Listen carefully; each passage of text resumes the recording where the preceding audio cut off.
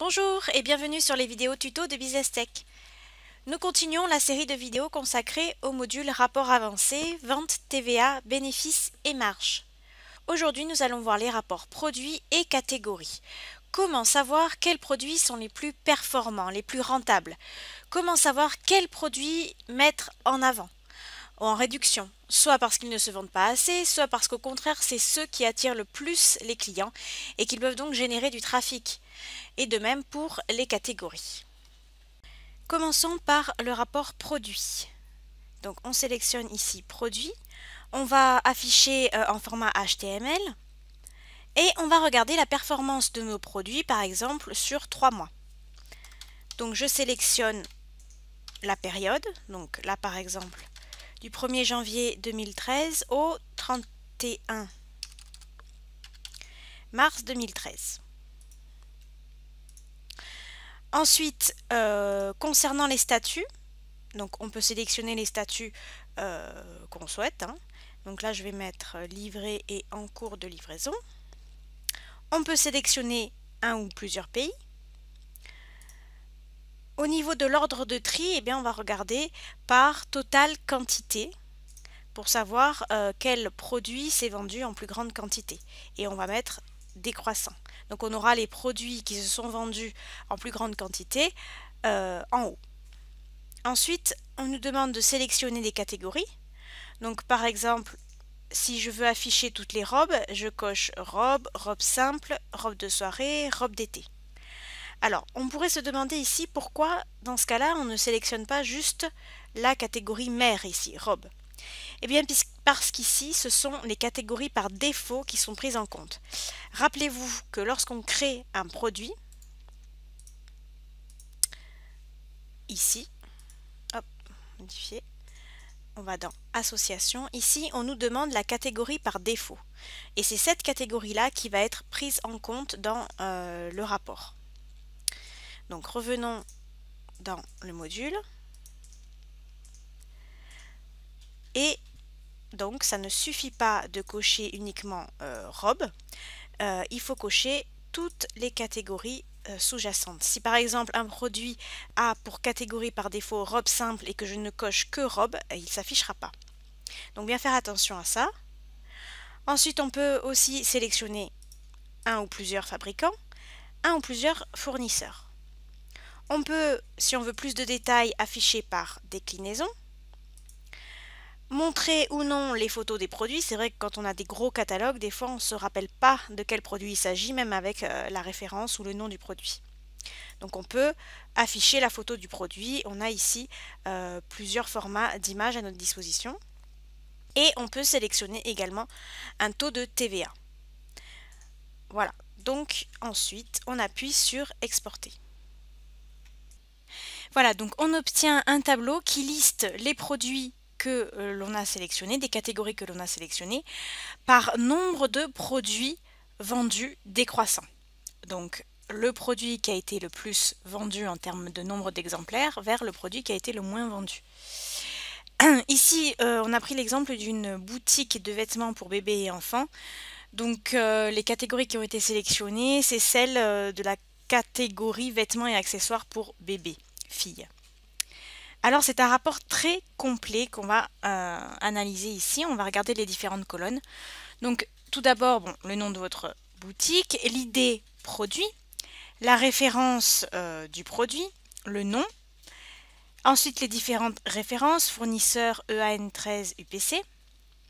Le total d'exemplaires qui a été vendu pour chaque produit ici, total quantité. Le prix unitaire moyen, donc c'est le total produit hors taxe divisé par le total quantité. Le taux de TVA, donc ici c'est que 19,6 parce que ce sont des vêtements et accessoires pour enfants et on est en 2013 ici. Maintenant ce serait plutôt 20%. Ensuite, on a le total des réductions appliquées à chaque produit durant les 3 mois que l'on a définis. La TVA sur ces réductions. Le total produit hors taxe ainsi que la TVA produit. Donc si on fait la somme des deux, on a le total produit TTC. On a ensuite l'écotaxe, donc ça c'est une taxe sur les produits qui sont susceptibles de causer des dommages pour l'environnement. Donc ici les produits ne sont pas soumis à l'écotaxe. Je rappelle que l'écotaxe, lorsqu'elle existe, elle est déjà comprise dans le total produit hors taxe et la TVA sur l'écotaxe est déjà comprise dans la TVA produit. On les affiche ici uniquement pour que ça serve d'information pour votre déclaration de TVA. Mais sinon, les montants sont déjà compris dans ces deux colonnes ici. Ensuite, on a la TVA nette, donc la TVA produit moins la TVA réduction. Le total du coût de revient, donc le coût de revient, c'est le coût d'achat plus le coût de production plus le coût de distribution. Ensuite, voilà, on a les bénéfices bruts et nets et les marges brutes et nettes. Donc je rappelle que les bénéfices bruts ne tiennent pas compte des réductions qui ont été appliquées au produit. C'est-à-dire que c'est le total produit hors taxe moins le total du coût de revient. Par contre, les bénéfices nets, on tient compte des réductions et donc ce sera le total produit hors taxe moins le total réduction moins le total du coût de revient.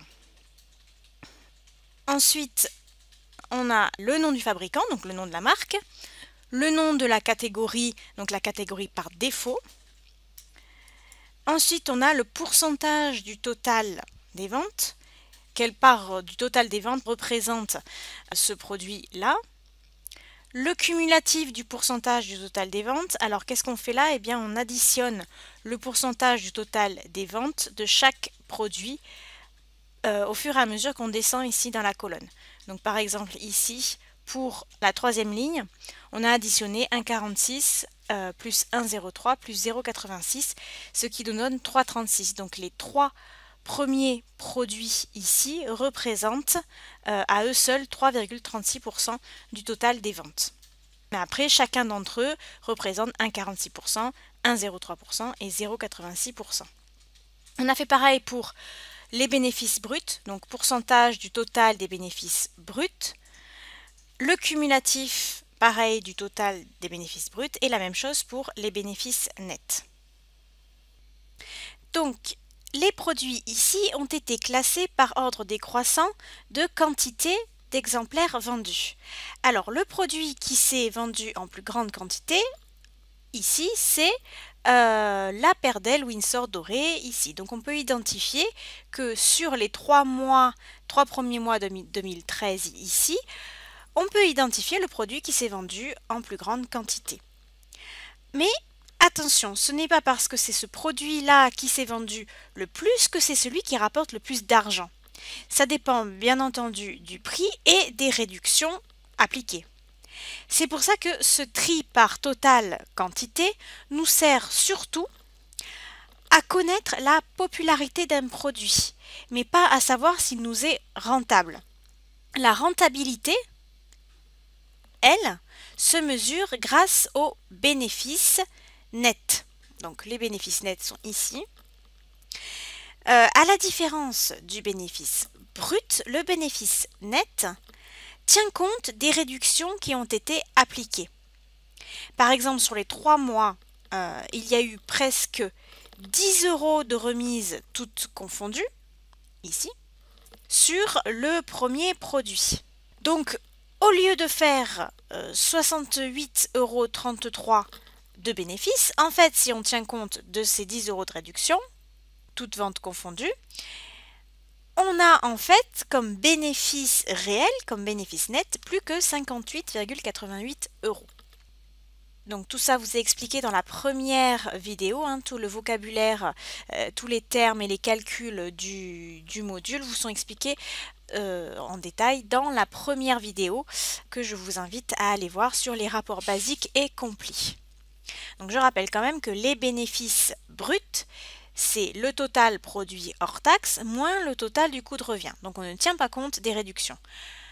Les bénéfices nets, par contre, on fait total produit hors taxe moins le total des réductions et moins le total du coût de revient. Donc on tient compte des réductions qui ont été faites et donc les bénéfices nets représentent réellement ce que l'on a gagné. Plus ce bénéfice net est élevé, plus on a gagné d'argent, bien sûr. Et à l'inverse, si ce bénéfice est négatif, ça veut dire qu'on a vendu à perte. Le total des réductions, par exemple, est trop élevé, a été trop élevé. Donc, nous allons revenir sur la définition des filtres et on va classer plutôt par bénéfice net par ordre décroissant. Et on va voir si on a le même ordre ici. Est-ce que c'est toujours la paire d'ailes Windsor dorée ici qui arrive en premier? Alors, on revient. Voilà, donc maintenant, au lieu de trier par totale quantité, on va trier par bénéfice net. Alors, il est où? Il est là. Et par ordre décroissant. On exporte.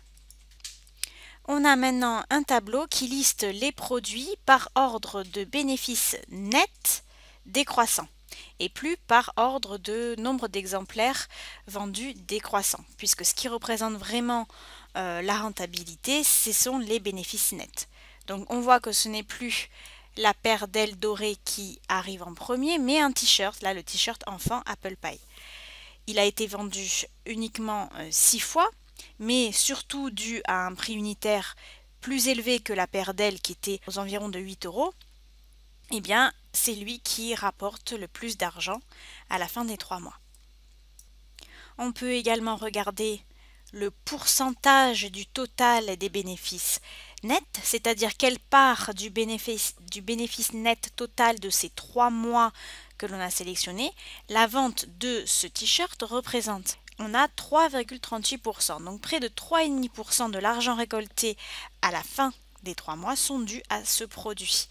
Voilà, donc comme ça on sait les produits qui ont bien marché durant ces 3 mois-là et on peut par exemple décider de les mettre en avant sur par exemple la page d'accueil pour attirer du trafic sur le site.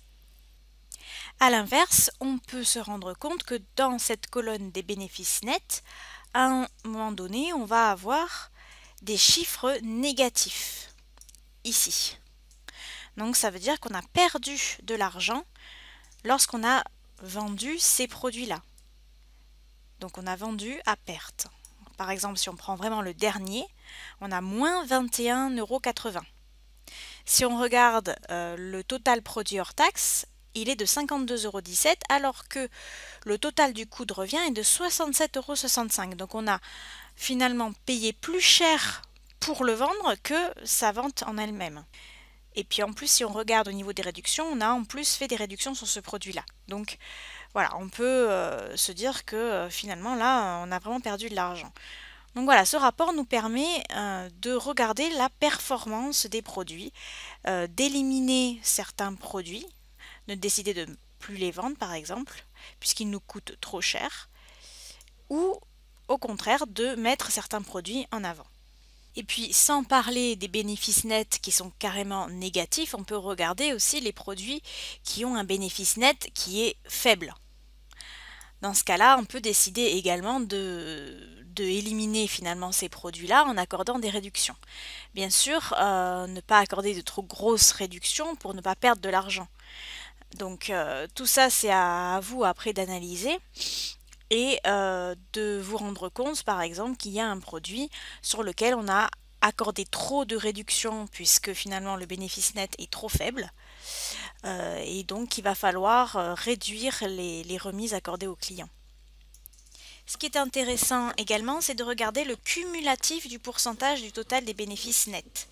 Donc je rappelle que au fur et à mesure qu'on descend ici dans la colonne pourcentage du total des bénéfices nets, ce qu'on fait, c'est qu'on va ajouter chaque pourcentage et on obtient donc le cumulatif. Donc par exemple pour la troisième ligne ici, on a fait 3,38 plus 3,38 plus 2,94. On obtient 9,70, donc ça veut dire que les 3 premiers produits ici, à eux seuls, représentent 10% du total des bénéfices nets réalisés sur les 3 mois que l'on a sélectionnés ici. Voilà, donc on peut regarder par exemple, je ne sais pas si vous regardez par exemple à 24%, vous comptez le nombre de produits que vous avez et vous savez que ces produits-là ont contribué à un quart des bénéfices nets réalisés sur ces 3 mois-là. Voilà, donc on a vu ce rapport produit, on a vraiment énormément d'informations sur les produits qui peuvent vous permettre d'adapter votre stratégie commerciale. Donc mettre certains produits en avant parce qu'ils peuvent apporter du trafic étant donné qu'ils sont très performants, ou finalement faire des promotions, des remises sur certains produits qui ne marchent pas très bien, etc. On va voir maintenant le rapport catégorie. Donc c'est un peu le même fonctionnement finalement que le rapport produit. Quelles catégories sont les plus performantes et donc que je peux peut-être mettre en avant sur ma page d'accueil par exemple de mon site. Donc on choisit ici catégorie. La période, je ne vais pas la changer. Et ici, sélectionnez votre champ de tri. Eh bien, on peut mettre par exemple pourcentage du total des bénéfices nets et par ordre décroissant. Voilà, donc maintenant j'ai un tableau qui répertorie toutes les catégories qui ont été vendues durant la période, ici. Pareil, la quantité de produits de cette catégorie qui ont été vendus, le total des réductions, le total produit hors taxe, le total du coût de revient, les bénéfices bruts et nets ainsi que les marges, le pourcentage du total des ventes. Par exemple, on peut voir que cette première catégorie chaussures filles a représenté 15% du total des ventes, ce qui est déjà pas mal. Ensuite, on a le cumulatif du pourcentage du total des ventes.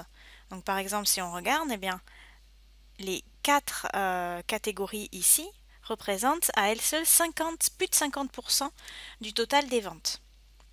Ensuite, on a pourcentage du total des bénéfices bruts, le cumulatif, le pourcentage du total des bénéfices nets, donc c'est par celui-là qu'on a trié et par ordre décroissant, donc la catégorie qui rapporte le plus de bénéfices nets, c'est la catégorie chaussures filles ici, 30% du total des bénéfices nets. Ensuite, on a le cumulatif. Et on voit qu'on arrive quand même sur une, deux, trois catégories, on dépasse les 60% du total des bénéfices nets. Donc chaussettes filles, t-shirt et top filles, chaussures filles représentent ces 3 catégories-là, dépassent les 60% du total des bénéfices nets. Voilà, donc c'est un peu le même fonctionnement que le rapport produit. C'est la fin de cette vidéo sur les rapports produits et catégories. La prochaine vidéo est très importante, surtout pour les e-commerçants qui vendent des produits qui sont soumis à différents taux de TVA. Je vais vous expliquer comment connaître les sommes de TVA collectées à la fin du mois et ce par taux de TVA. Il faudra en fait utiliser également le rapport produit. Donc à bientôt!